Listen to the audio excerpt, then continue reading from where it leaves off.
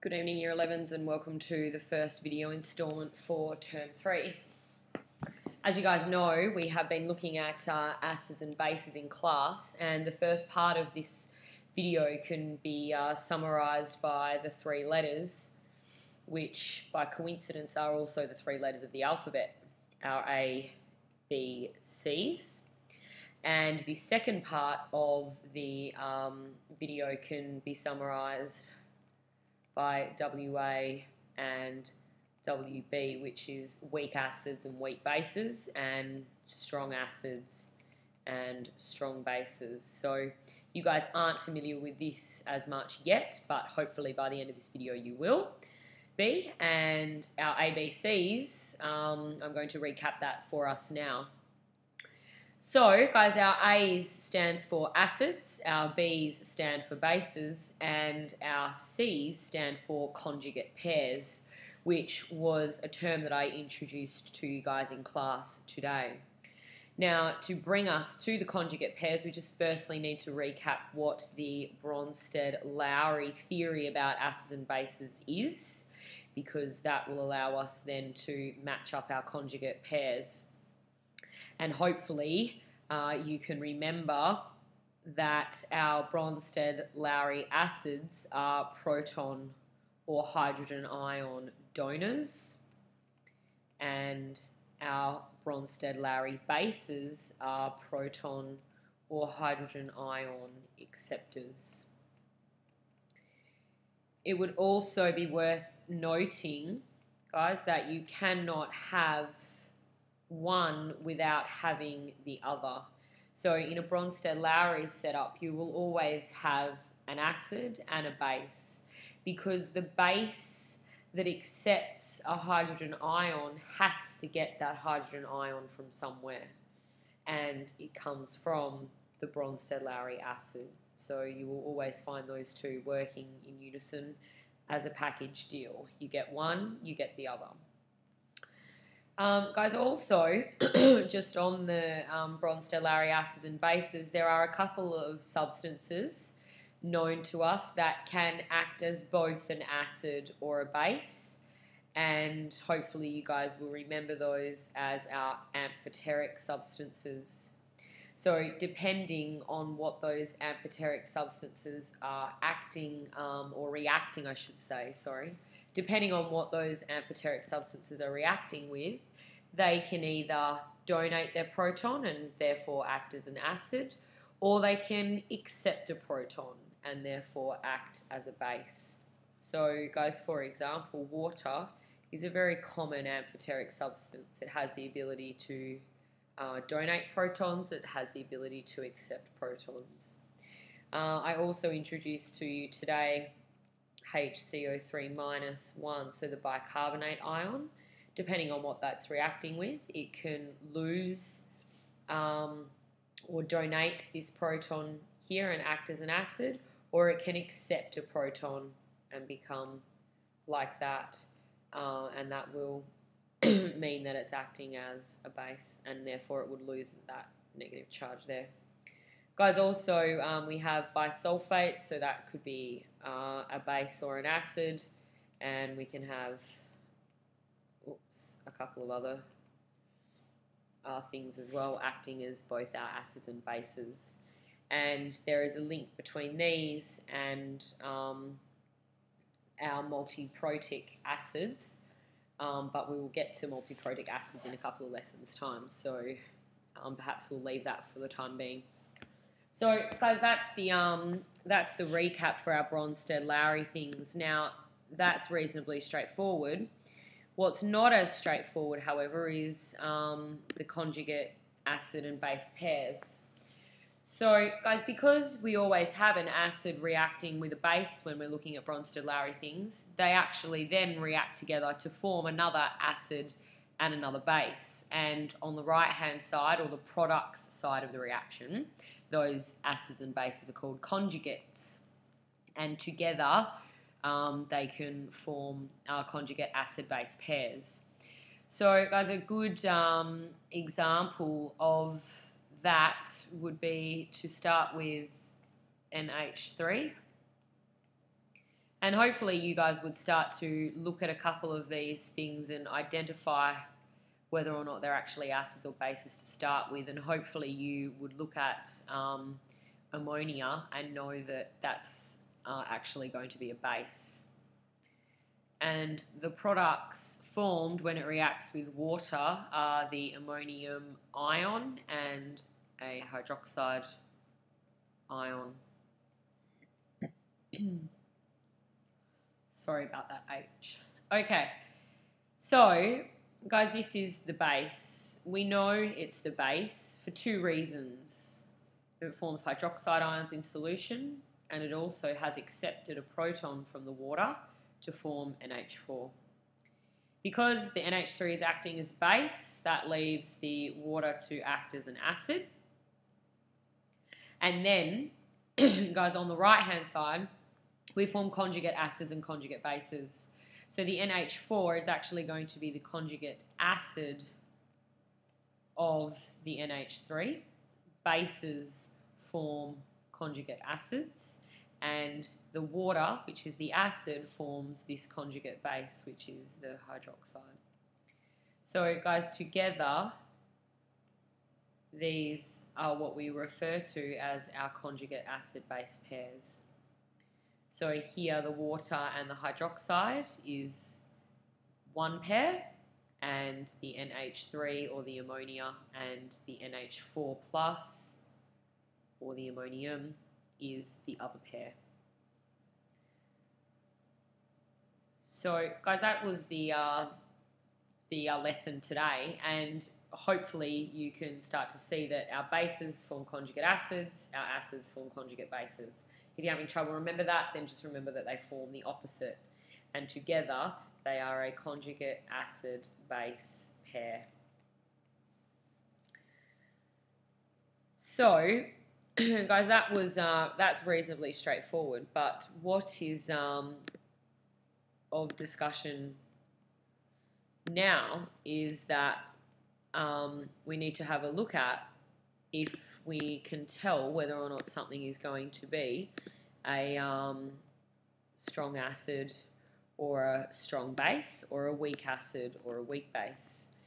And that is where two terms that you should hopefully be familiar with by now are quite useful, and that would be our ionization and dissociation. So, guys, hopefully you will remember that ionization is the formation of ions in solution. So something that didn't actually start as an ionic compound has the ability to form ions in solution. And dissociation is where something that was an ionic substance, so already made up of ions, is simply added to water, and those ions dissociate from one another. So, guys, in the discussion of acids, the term ionize or ionization is of extreme importance. Basically, Year 11's strong acids will ionize completely. So strong acids will have complete ionization. So, for example, guys, let's take hydrochloric acid. It is a strong acid. And let's just say that we added it to water. Then we form hydrogen ions and chloride ions. Hopefully this looks familiar as the Arrhenius theory behind acids and bases, and it's the Arrhenius theory that we sort of use to help us with the strong and weak differentiation. Now, guys, if you had 1 mole of hydrochloric acid, it's a strong acid and it undergoes complete ionization. Therefore, you form 1 mole of hydrogen ions, and no one really cares about the chloride, but you also form 1 mole of chloride ions. So guys, what that means is that for every mole of the acid that you ionize, you get the same number of moles of the hydrogen ion. That's what we mean by the complete ionization of. So some other strong acids that you might be familiar with would be sulfuric acid, nitric acid, HNO3. There's also a couple of different ones as well that you wouldn't be familiar with, and that is hydrobromic acid and perchloric acid. So there are our handful of major strong acids: hydrochloric, sulfuric, nitric, hydrobromic, and perchloric acid. So guys, all of these undergo complete ionization and therefore completely form the number of moles in hydrogen that you start with in the overall acid. Guys, that's the same for strong bases, okay? Strong bases undergo complete, different colour I think, dissociation.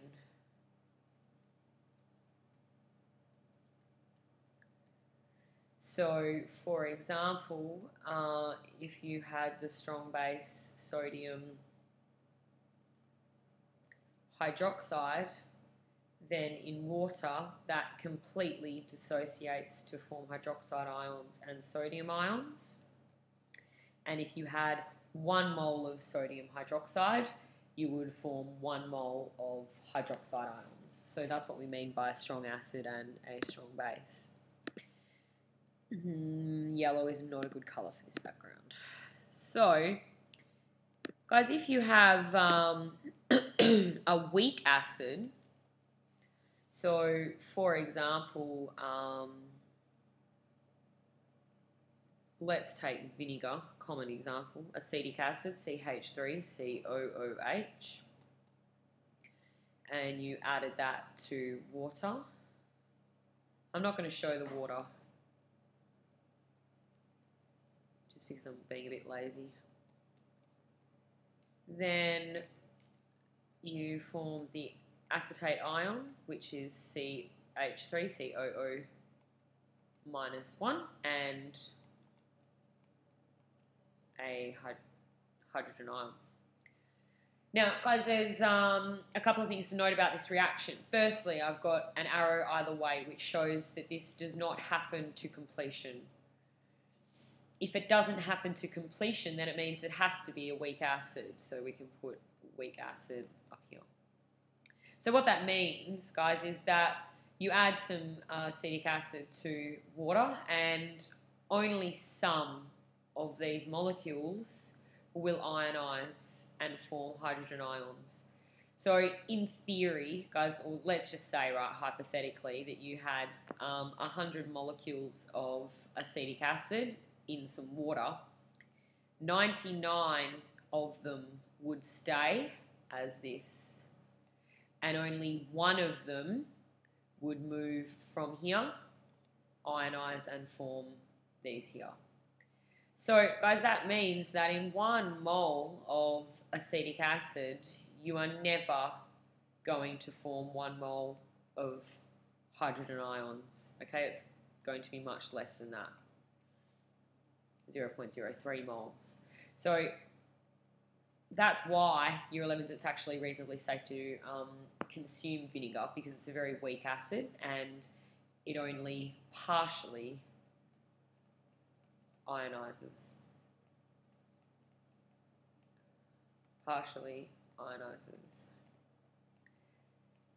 So it's important to bear the 2 arrows in mind when you're writing something for a weak acid or a weak base. And guys, the same can be said for a weak base. Let's go with NH3. You guys will hopefully get the picture that the NH3 plus water is a very common example of a weak base, because there's not very many of them.